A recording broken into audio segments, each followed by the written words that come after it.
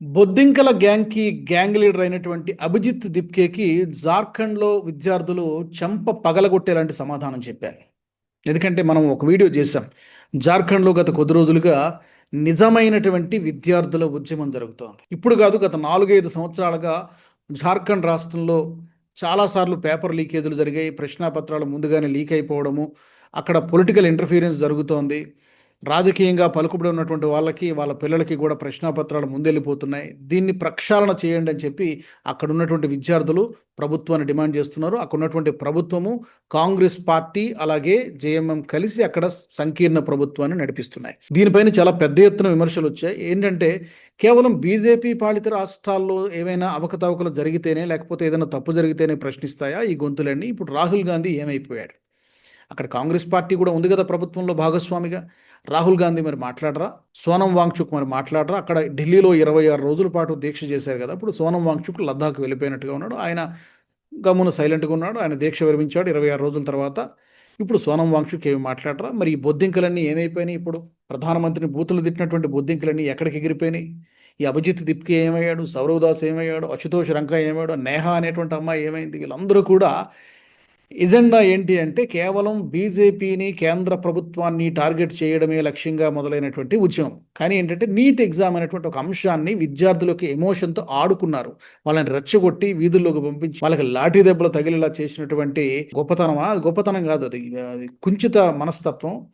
అది క్రెడిట్ ఎళ్తుంది. ఇప్పుడు ఇక్కడ జార్ఖండ్‌లో ఉన్నటువంటి విద్యార్థులు కూడా వాళ్ళతో వీడియో కాల్‌లో మాట్లాడే ప్రయత్నం చేశాడు అభిజిత్ దిప్కే. నేను మీకు అండగా ఉంటానని చెప్పి వాళ్ళతో ఏదో వీడియో కాల్‌లో మాట్లాడాడు. దానికి అక్కడి నుంచి గూబ గుయ్యమనేలాగా సమాధానం వచ్చింది. బాబు, నువ్వు చేసినటువంటి ధర్నాలు చాలు. మీకు మాకు మైండ్ సెట్ కాదు. నువ్వు ఢిల్లీలో ఏం చేశావో 34 రోజులు మాకు తెలుసు. నీ వెనకాల ఎవరున్నారో మాకు తెలుసు. దయచేసి జార్ఖండ్ మాత్రం రావద్దు. మా ఉద్యమం మేము చేసుకుంటాం. ఈ ఉద్యమంలో మా ప్రాణాలు పోయినా పర్లేదు కానీ నువ్వు మాత్రం ఈ ఉద్యమంలోకి రావద్దని చెప్పి వాడికి నమస్కారం పెట్టేశారు. అక్కడ జార్ఖండ్‌లో ఆ విద్యార్థి బయట కూడా నేను ప్లే చేసి వినిపిస్తాను, మీరు చూడండి. अगर अभिजीत दीपके को इतना ही आने का शौक है, समर्थन देने का शौक है, तो वो पहले ये बताए कि वो समर्थन किस प्रकार से देना चाहते हैं। यहाँ पे अगर आगे देना चाहते हैं तो उनको अपना पूरा माइंडसेट और जो थॉट प्रोसेस उनका जो जंतर मंतर में था वो पूरा क्लियर और वही दिल्ली में रख के यहाँ पे आना पड़ेगा। जिनको आना आइए, मोस्ट वेलकम है। अपना राजनीति, अपना अभद्र भाषा, अपना आजादी का नारा, धार्मिक स्लोगन सब अपने घर पे छोड़ के यहाँ पे आइए, मोस्ट वेलकम है, वरना मत आइएगा। ఎందుకంటే ఇది ప్యూర్లీ పొలిటికల్ ఉద్యమం. జంతర్ మంతర్‌లో జరిగినటువంటి ఉద్యమము 80-90% అక్కడికి వచ్చిన వాళ్ళందరూ కూడా పర్సనల్ పొలిటికల్ స్కోరింగ్ కోసం వచ్చినటువంటి వాళ్ళు ఉన్నారు. లేకపోతే ఆ వేదికని వాడుకొని వాళ్ళ తాలూకా సొంత ఎజెండాలు. ఒక ఆవిడేమో పాలస్తీనా జెండా తీసుకొస్తుంది. అక్కడ గాజాలో జరుగుతున్నటువంటి జెనోసైడ్ ఆపాలంటుంది. ఇంకొక ఆవిడేమో అల్లా గురించి అక్కడేమో ప్రార్థనలు చేస్తుంది. అసలు నీట్ ఎగ్జామ్ పేపర్ లీకేజ్‌కి అల్లాకి ఏమైనా సంబంధం ఉందా? ఆవిడ ఇంకేదో మాట్లాడుతుంది. ఇంకొకరు ఎల్‌జీబీటీ, లెస్బియన్స్, గేలు, ట్రాన్స్‌జెండర్స్ వీళ్ళందరూ వచ్చి కూడా అక్కడ ఏదో వాళ్ళ హక్కుల కోసం వాళ్ళు మాట్లాడుతూ ఉంటారు. అసలు విషయం ఏంటి? దేనికోసం మీరు అక్కడ ఉద్యమం చేస్తున్నారు? దేనికోసం ప్రొటెస్ట్ చేస్తున్నారు? విద్యార్థుల కోసం అని చెప్పి విద్యార్థుల పేరు వాడుకొని ఎవడికి నచ్చినట్టు వాడు విధ్వంసం సృష్టించారు, హింస చేశారు, పబ్లిక్ ప్రాపర్టీని ధ్వంసం చేశారు. పోలీసులు దాదాపుగా 250 మంది పోలీసుల పైన దాడులు చేశారు. వాళ్ళు ఇప్పటికీ కూడా హాస్పిటల్‌లో ట్రీట్మెంట్ తీసుకుంటూ ఉన్నారు. రిపోర్టర్ల పైన, మీడియా పాత్రికేయులపైన దాడులు చేశారు. మహిళలతో మిస్‌బిహేవ్ చేశారు. సుమారుగా 2800 మంది క్రిమినల్స్ అక్కడ చొరబడి అక్కడ ఒక పెద్ద విధ్వంసానికి పాల్పడ్డారు. మారణహోమం సృష్టించడానికి ప్రయత్నం చేశారు. 2, 3 స్టూడెంట్స్‌ని కూడా బలి తీసుకునే ప్రయత్నం చేసి వాళ్ళ బ్రెయిన్ వాష్ చేసి వాళ్ళని ఆత్మాహుతి చేసుకునేలాగా ప్రేరేపించడం కూడా జరిగింది. సో పెద్ద ఎత్తున కుట్ర చేశారు భారత్‌ని అగ్నిగుండంలా మార్చడానికి. సో ఇంత కుట్ర జరిగిందని మాకు తెలుసు. ఢిల్లీలో ఏం జరిగిందో మాకు తెలియదు అనుకోకండి. దయచేసి నువ్వు మాత్రం అభిజిత్ దిప్కే గాని నీ గ్యాంగ్‌లో ఎవడు కూడా జార్ఖండ్ రావడానికి, ఈ ప్రొటెస్ట్ గురించి నీకు సంబంధం లేదు. మా పోరాటం మేము చేసుకుంటాం. ఈ ప్రయత్నంలో మా ప్రాణం పోయినా పర్లేదు కానీ ఈ బొద్దింకల గ్యాంగ్ మాత్రం జార్ఖండ్ ఉద్యమాల్లోకి రావడానికి వీల్లేదని చెప్పి వాళ్ళు అభిజిత్ దిప్కేకి వార్నింగ్ ఇచ్చారు.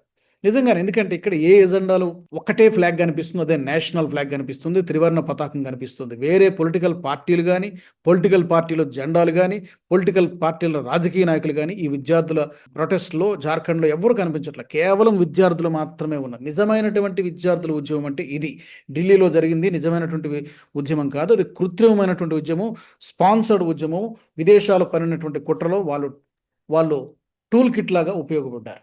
సో అభిజిత్‌ని ఎంత దూరంగా ఉంచితే అంత మంచిదన్నటువంటి విషయం జార్ఖండ్ విద్యార్థులు రియలైజ్ అయ్యారు. ముందుగానే వాడిని దూరం పెట్టారు. లేకపోతే ఇక్కడ కూడా అలాంటి విధ్వంసమే సృష్టించడానికి ప్రయత్నం చేస్తాడు అనేటువంటి భయం అక్కడ జార్ఖండ్‌లో విద్యార్థులకి ఉంది. సో అది విషయం. సో జార్ఖండ్లో మరి ఇంత జరుగుతుంటే రాహుల్ గాంధీ గారు ఎందుకు మాట్లాడారు? ఎందుకంటే అక్కడ వాళ్ళ ప్రభుత్వం ఉంది, జేఎంఎం ప్రభుత్వం ఉంది. ఏమైనా ఎవరైనా మీడియా మిత్రులు క్వశ్చన్ చేస్తే నువ్వు బీజేపీ ఛానలా లేకపోతే నీది గోధి మీడియానా అంటూ వాళ్ళ మీద ఫైర్ అవుతున్నాడు. సో ఎక్కడికి పోతుందో తెలియట్లేదు. వీళ్ళ ఎజెండా ఏంటి అనేది ప్రజలకు ఇప్పుడిప్పుడే అర్థమవుతున్నట్టుగా కనబడుతోంది. విద్యార్థులు కూడా అర్థం చేసుకుంటే విద్యార్థులను వాడుకునేటువంటి ప్రయత్నం జరుగుతోంది. రైతులను కూడా వాడుకోవడానికి రాకేష్ టికాయత్ అనేవాడు ముందుకు వస్తున్నాడు.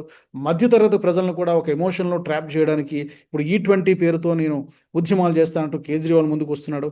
4 దిక్కుల నుంచి కూడా కేంద్ర ప్రభుత్వాన్ని బంధించడానికి, ఇరుకున పెట్టడానికి అతను చిరాకొచ్చి ఇక విసిగెత్తిపోయి రాజకీయంగా టార్గెట్ చేస్తున్నారు.